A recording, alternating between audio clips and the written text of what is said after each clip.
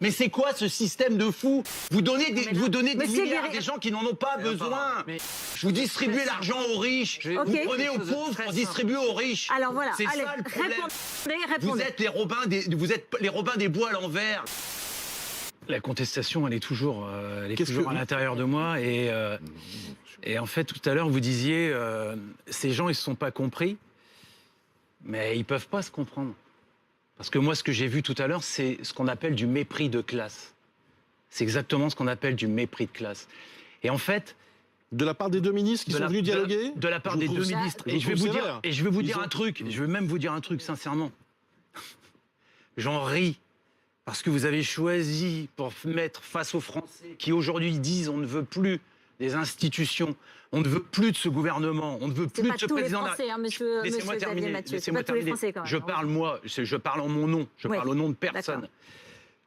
Vous avez mis en face de ces gens qui exègrent la politique au plus profond, qui ne supportent plus ces gens-là.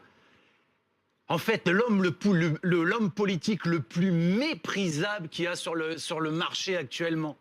De Rugy, qui s'est présenté à la primaire socialiste, qui a signé un papier s'engageant à soutenir le gagnant de la primaire, et à peine cette primaire terminée, tourne sa veste, comme il a passé sa vie à le faire, tourne sa veste pour aller rejoindre le candidat. C'est-à-dire qu'en fait, vous avez mis en face des Français surtout ce qu'ils ne veulent plus. Absolument. Ils ne veulent plus de ça. Vous savez, je crois que c'est vous qui faites de la politique, en l'occurrence. Bien sûr que je fais de la politique. On fait tous de la politique. Mais vous faites de la politique politicienne, si je puis me permettre. Oui, certainement. Dans vos propos. On est là pour débattre du fond, bien et vous sûr. mettez des étiquettes. Mais ce que vous n'avez pas compris, parce que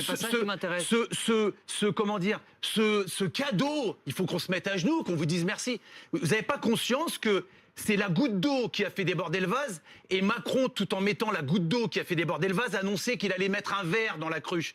Et aujourd'hui, Macron n'a simplement fait une chose, c'est de dire, la goutte d'eau qui est tombée, je ne vais pas la remettre, et le verre non plus. Mais n'oubliez pas que la cruche, elle est toujours pleine, que les gens, ils en ont par-dessus la tête, et qu'il va falloir en vider une bonne partie de la cruche.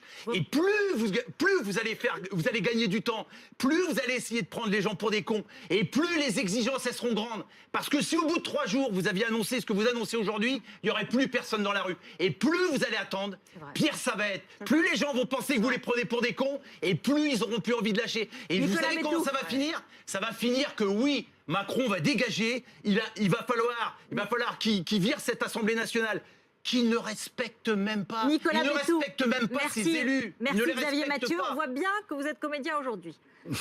Nicolas Bétou. Attendez, quel rapport? Parce que vous avez beaucoup de passion, et vous avez beaucoup de passion, et beaucoup d'éloquence, et beaucoup de talent. Quel rapport avec le Et comédien? beaucoup de talent dans la communication. Ça fait 10 ans que je fais des débats télé. Quel rapport avec le comédien? Au voix du comédien, on voit plutôt qu'il a vraiment été conseillé par la question. Vous ne me prendrez pas de haut. Vous ne me prendrez pas de haut, s'il vous plaît. Mais non. Vous ne me prendrez pas de haut. Vous l'avez fait pendant 2 heures avec les gens qui étaient en face de vous. Oui, ouais, sans arrêt. Le mépris de classe, il a été des deux côtés des ministres et du vôtre en même temps. D'accord? Monsieur Mathieu. Monsieur Mathieu, je crois que là, je m'en fous. mais vous savez, Je m'en fous. Mais oui. Vous m'avez invité. Invité, je suis venu pour dire ce que j'ai envie de dire. On a entendu. On peut répondre. Moi, les gens qui étaient en face de vous tout à l'heure, Alors, monsieur Mathieu, je vais vous répondre, s'il vous plaît. C'était les miens. Et de les 8, je suis le seul à connaître ce que ces gens vivent. Je suis le seul à vivre ce que ces gens vivent. Je suis le seul à avoir vécu ce que ces gens vivent. Monsieur Mathieu, s'il vous plaît. Monsieur Mathieu, on a décidé que tout le monde parlait. On fait un tour de table. On se respecte autour de la table. Et je n'ai aucun mépris de classe pour personne. Et je ne pense pas. Si vous parlez avec ces gilets jaunes... En me disant, on voit que vous êtes comédien, ça veut dire quoi? Ça veut dire quoi que vous avez de talent Non, vous êtes oratoire. méprisable. Non. Vous êtes méprisante. Ok. Vous êtes méprisante envers moi. Nicolas Bétou. Non, mais s'il vous plaît. Non, mais moi, ce qui m'intéresse, c'est que on entend depuis tout à l'heure, on dit, vous n'avez pas de solution, on n'a pas de solution. Mais bien entendu que si, il y a des solutions. quand il faut trouver 40 milliards pour distribuer aux grandes entreprises, quand il faut trouver se débarrasser de 4 milliards pour offrir l'impôt sur la fortune, quand il faut, par exemple, là j'ai un collier, c'est un collier Kalinia qui m'a été offert par un chaman amérindien autochtone de Guyane. Ces gens vivent ce que je veux dire, c'est que Macron aujourd'hui, avec ses taxes, il essaye de faire penser aux gens que c'est pour l'écologie. Et Monsieur de Rugy, pareil. Ces gens, les Amérindiens de Guyane, sont en train de subir les pires attaques qui leur sont arrivées depuis très très longtemps. Le gouvernement, par le biais de Monsieur de Rugy et Monsieur Macron, vient d'autoriser l'exploitation de la mine d'or qui s'appelle la Montagne d'Or, qui va être une véritable carnage. C'est un sujet grave, Xavier Mathieu, mais c'est malheureusement pas notre sujet. Si, c'est un sujet grave. Non. Monsieur Macron, qui se dit écologiste, Monsieur Macron vient d'autoriser, par le biais de Monsieur de Rugy, au large de la Guyane, les forages total de pétrole. Attends. Alors que pendant ce temps-là, à Paris, il y a eu un moratoire, le moratoire de Paris sur l'écologie, où il avait été dit que plus jamais sur le territoire français, il y aurait de forage et d'exploitation de pétrole. Expliquez-nous comment 2 ans après, il y a un forage qui est autorisé par... Attention, on était en train de parler des gilets jaunes. Je suis en train de parler de quelque chose de sérieux. Oui, mais on est en train d'autoriser le sérieux forage par Total, vous entendez bien, Total, qui a fait 10 milliards de bénéfices, qui ne paye pas une taxe, qui ne paye pas un centime pour protéger l'environnement et qui ne paye pas d'impôts en France. Alors, voilà la politique de Monsieur Macron. Merci, Monsieur Mathieu. Voilà comment Monsieur Macron protège l'environnement. Monsieur Bétou, Madame Rodier.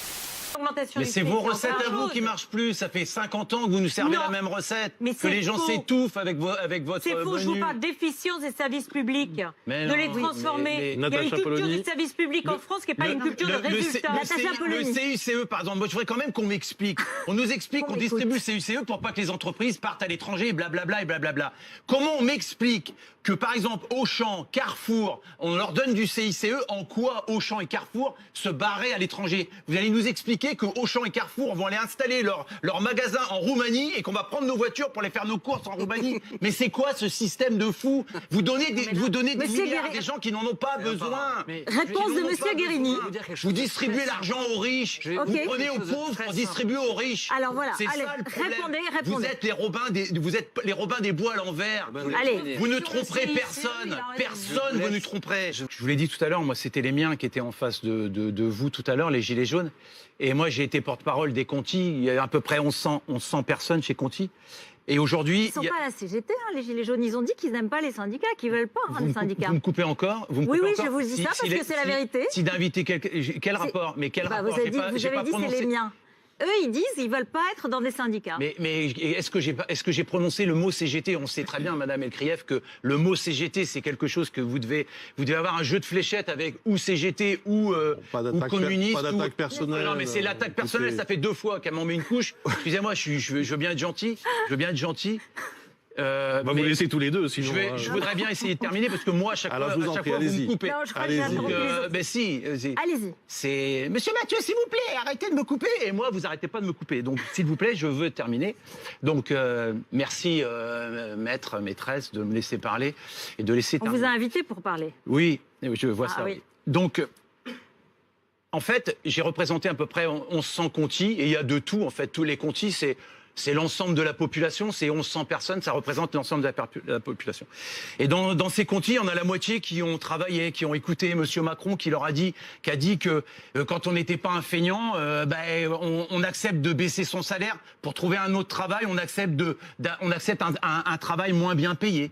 Et puis en même temps, il a expliqué les mains dans les poches une fois, qui disait au mec, il disait, mais putain, les mecs, ils peuvent pas faire 40 bornes pour aller travailler ailleurs, ils peuvent pas aller prendre un boulot à 40 bornes. Et puis dans le même temps, il y a Monsieur Macron qui après augmente l'essence. Ces gens-là qui se retrouvent à être obligés d'aller travailler à 40 bornes en ayant baissé leur salaire, ils ont déjà des maisons à payer avec les mêmes traites, qui ont déjà baissé leur salaire et en plus on leur augmente leur essence parce qu'ils ont accepté de faire 40 bornes et de prendre un travail. Et de l'autre côté, il y a encore une moitié de Conti qui est au chômage. et qui entend un président de la République leur dire qu'ils ne sont rien, que ce sont des Gaulois réfractaires, qu'il suffit. Alors le pire, c'est quand ces gens-là qui sont au chômage depuis 2, 3 ans, 4 ans, quand ils entendent qu'il suffit de traverser la route pour avoir du travail. Mais quel mépris! Comment voulez-vous que ce mec ne soit pas méprisé par la population? Et le seul moment où ces gens qu'il a mis en colère sortent dans la rue, la réponse de Macron, c'est rien.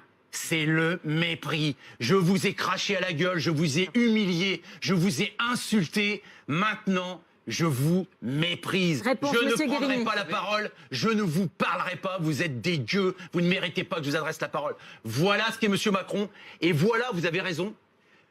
Effectivement, il y a des présidents de la République qui ont été haïs, mais moi, je n'ai jamais vu un président avoir autant de demandes. La première demande des Gilets jaunes, c'est Macron dehors. On ne veut plus le voir. Monsieur Guérini. Je n'ai jamais vu ça. Et je pense que personne ici a vu ça, à part à l'époque de De Gaulle. Je ne sais pas s'il y en a qui ont l'âge d'avoir connu De Gaulle.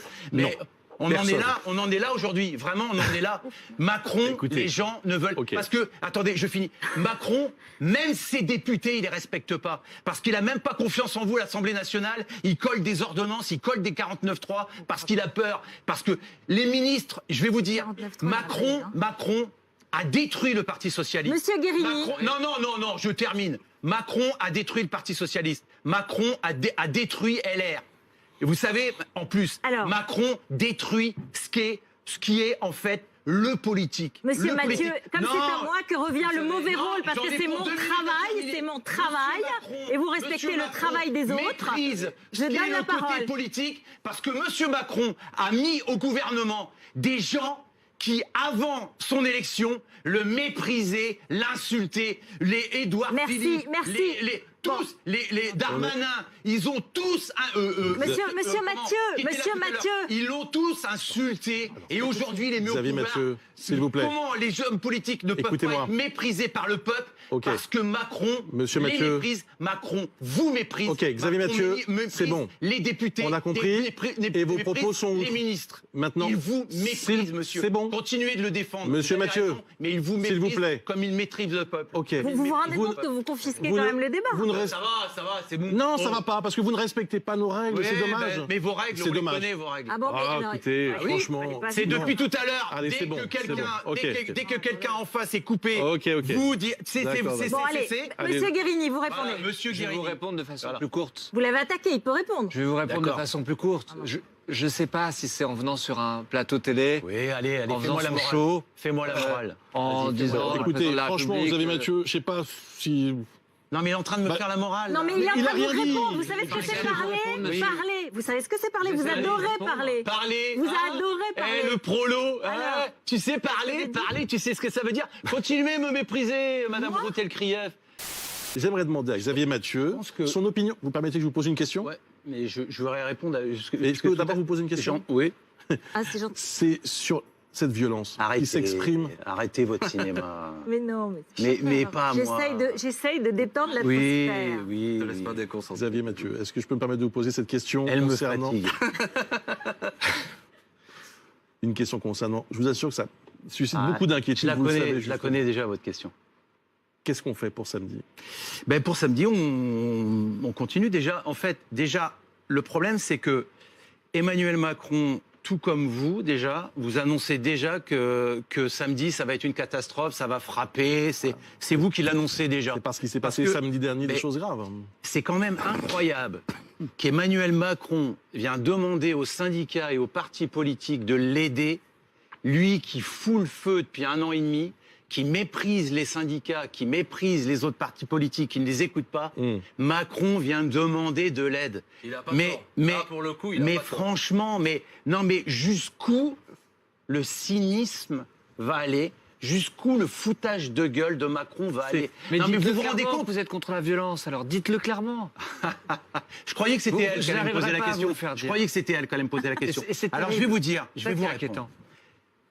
Je suis contre la violence institutionnelle. Oui, Moi, je suis... c'est terrible, je- monsieur, ce que vous êtes en train de dire. terriblement, c'est terrible. je suis contre les gens qui poussent les gens à la violence. C'est pas moi aujourd'hui qui vais vous dire que je suis contre la violence, alors qu'il y a 10 ans, avec mes camarades de Conti, on a explosé une sous-préfecture parce qu'on nous a mis en colère. Et voilà. Moi, je sais ce que c'est. Il y a des gens qui ont brûlé. Non, je parle. Les pompiers d'accéder. C'est ça qui s'est passé. C'est bon. Parmi tes copains, il y a eu combien de cas de suicide? On est à 17 suicides. 17 suicides chez les Conti par la Chez Goodyear, il y en a autant. La violence, c'est parce que je crois que vous savez pas en fait. La violence, c'est la personne le 4 du mois qui se promène dans le supermarché pour faire ses courses avec sa calculette parce qu'elle peut pas dépasser d'1 euro. Parce qu'il y a les banquiers qui l'attendent pour lui coller 15-17% d'agio. C'est ça la violence. Parce que justement, on est dans une société où plus on est pauvre, plus on est exploité. Plus on est pauvre, plus les banquiers gagnent d'argent sur nous. Les banquiers, c'est sur les pauvres qui gagnent le plus d'argent avec leurs adjos. Moi, la violence, c'est quand je me promène à Paris qu'il y a 350 000 sans-abri. C'est ça la violence. C'est pas un graffiti. C'est pas un graffiti sur un arc de triomphe. Sincèrement, je m'en fous du matériel. Je m'en fous totalement. Attendez. Xavier Mathieu. Attendez une seconde. Personne ne se lève le matin. Oui, mais... Personne ne se lève le matin. Personne en se disant j'adore la violence, je vais bousiller la gueule des gens. Mais si, on le sait, Xavier Mathieu, les Black Blocs, l'ultra-droite. Vous avez essayé. C'est ça le problème de ce qui s'est passé samedi. Monsieur Toussaint, bien sûr que si. Vous êtes très mal placé pour parler. Là, aujourd'hui, je parle des médias. Parce que pendant 2 semaines de suite, les samedis, la violence, les extrêmes gauches, les extrêmes droites, les extrêmes gauches, les extrêmes droites, on a entendu ça pendant 15 jours. Allez voir le rapport des flics sur tous les gens qu'ils ont arrêtés. Il y a quasiment pas un mec de reconnu des services de police. Il y a quasiment... Parce que je vais vous dire, parce que ce qui vous fait peur à tous, c'est d'imaginer que le peuple puisse se mettre en colère et devienne violent. Parce que c'est la réalité. Vous ne voulez pas l'entendre. Vous ne pouvez pas entendre que des gens se mettent en colère. Parce que nous, les Conti, quand on a pété la sous-préfecture, mais on a essayé de nous mettre à l'extrême gauche, on a essayé de nous mettre, on m'a catalogué, on m'a dit NPA, lutte ouvrière, j'ai tout entendu. Non, on était en colère, comme le peuple est en colère. Donc, les gilets jaunes qui se sont battus, qui ont utilisé la violence, qui se sont défendus samedi, ce sont des gens du peuple. Ce ne sont pas des gens manipulés, c'est des gens en colère. Vous n'avez pas conscience de ça. C'est des gens avec leur calculette le 4 du mois qui ne supportent plus. Xavier Mathieu. Merci, et c'est bien que la parole circule. Ce sont des questions qu'on s'est posées tout le temps et les médias ont fait leur travail. Natacha Polony. Il y avait 2 autres manifestations samedi dont vous n'avez pas parlé. Il n'y a eu aucune violence sur ces 2 manifestations, manifestation de la CGT et manifestation pour Amada Traoré. Vous n'en avez pas dit un mot. Vous n'avez parlé uniquement de la manifestation où il y a eu de la violence. Et juste, j'aurais répondre sur la question de la violence. Vous avez répondu. C'est en même temps très cynique ce que je vais vous dire. Mais malheureusement, en fait, la vraie solution contre la violence, c'est ce qu'on a dit tout à l'heure, c'est d'y répondre très rapidement. Parce que, en fait, malheureusement, vous attendez toujours, vous poussez toujours les gens à bout, vous allez toujours au bout. Vous savez, nous, la sous-préfecture de Compiègne, 6 semaines, pendant 6 semaines, les gens de l'État nous disent on va vous organiser votre réunion, on va l'organiser 6 semaines. Silence radio, on appelait les ministères, personne ne nous répondait. On a pété la sous-préfecture de Compiègne. 3 heures après, le ministre annonçait qu'il y allait avoir les négociations avec...